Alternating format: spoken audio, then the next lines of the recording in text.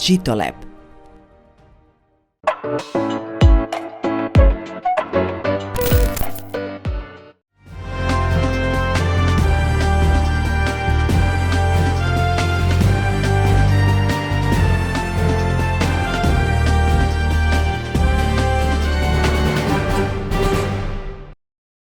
Пазарите преплавени со лажен мед кој се потешко се препознава. Единствен сигурен доказ за неговиот состав е лабораториската анализа. Пчеларите велат природниот мед годинава во Охридскиот регион ќе достигне цена од околу 700 денари за килограм, па предупредуваат дека нереално ниските цени треба да бидат првиот сигнал за внимателност. Апел до потрошувачите да купуваат локални производи, да купуваат од познат пчелар, да ги поддржат локалните пчелари, а со тоа и националната економија. Не замислете како би можело да биде 20 евра или 1200 денари 4 тегли мед, кога производната цена на медот е далеку повисока од тие 300 денари, ако ја земеме како единечна цена на медот. Да му се верува на локалниот пчелар и со тоа нели да се поддржуваме самите меѓу себе. Во трката за брз профит и намалените пчелни приноси се почесто на понуда е неприроден мед. Потребни се засилени контроли и казни за оние кои ги манипулираат купувачите. Би апелирали до Агенцијата за храна и ветеринарство да одобри поголем буџет на инспекторите за земање мостри по пазарите и општо по сите продажни места во Македонија. Ние како пчелари бараме да се прават многу почести контроли и нормално да бидеме прво од нас да почнат контролите и да има што почесто. И интернет просторот е преплавен со продажба на лажен мед кој се представува како природен. Регистрираните пчелари имаат законска обврска еднаш годишно да прават анализа на секоја нова реколта мед. Трговците немаат. На веб страната на Министерството за образование и наука е објавен конкурсот за сместување студенти во студентските домови. Понудени се 3500 места. Сите студенти што ги исполнуваат условите ќе бидат сместени. Домот Никола Карев во Охрид е целосно затворен поради неподмирени долгови за електрична енергија.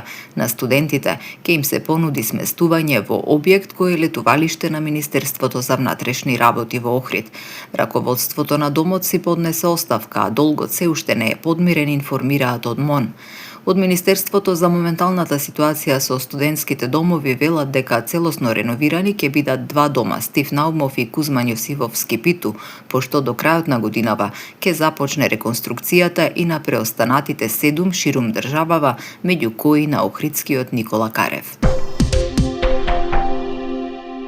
Вчера на градскиот базенат и на Бојаджи се одржа штафетно нуркање за мир, уникатен летен настан во организација на Црвен крст Охрид, реализиран во рамки на фестивалот на водени спортови. Во настанот учествуваат 14 нуркачи кои ја изразија својата хуманост преку нуркање на здив на патека долга 25 метри. Најмладиот учесник имаше 11 години, а највозрастниот 72 години. Штафетно нуркање за мир испрати символична, но силна порака за мир, меѓусебна почит и толеранција, обединувајќи ги учесниците од различни генерации околу една заедничка идеја. Од Црвен крст Охрид упатија благодарност до сите учесници, волонтери и поддржувачи кои придонесоа за успешна реализација на настанот. Јавното предпријатие Охридски комуналец упатува апел до граѓаните отпадот од домаќинствата и дворовите да не го оставаат покрај контењерите, на улица, тротоар или на други несоодветни места. Кабастиот и зелениот отпад се подигнуваат во рамки на организирани акции предвидени согласно календарот за подигнување отпад за 2026 година, па граѓаните се повикуваат да ги искористат предвидените термини.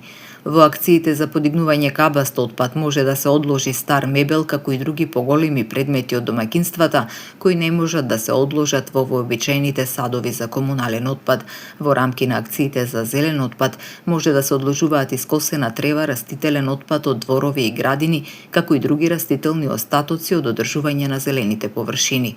Од јавното предпријатие Охридски комуналец подсетуваат дека во овие акции не се оставаат градежен шут, електронски циментарки, електричен отпад, автомобилски гуми, отпадни масла, опасен отпад и комунален отпад.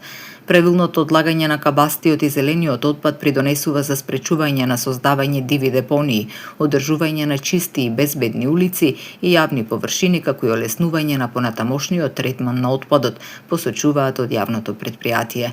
Доколку граѓаните имаат потреба од одлагање кабаст или зелен отпад пред предвидениот термин во годишниот план, можат да го контактираат јавното претпријатие на телефонскиот број 075 397 944. За пријавување неправилности или дополнителни прашања на располагање е и зелениот телефон 076 355 327. Во петок на 28 август, по повод успение на Пресвета Богородица, општина Охрид организира превоз до селото Скребатно, каде во храмот посветен на Пречиста масовно се одбележува големиот верски празник.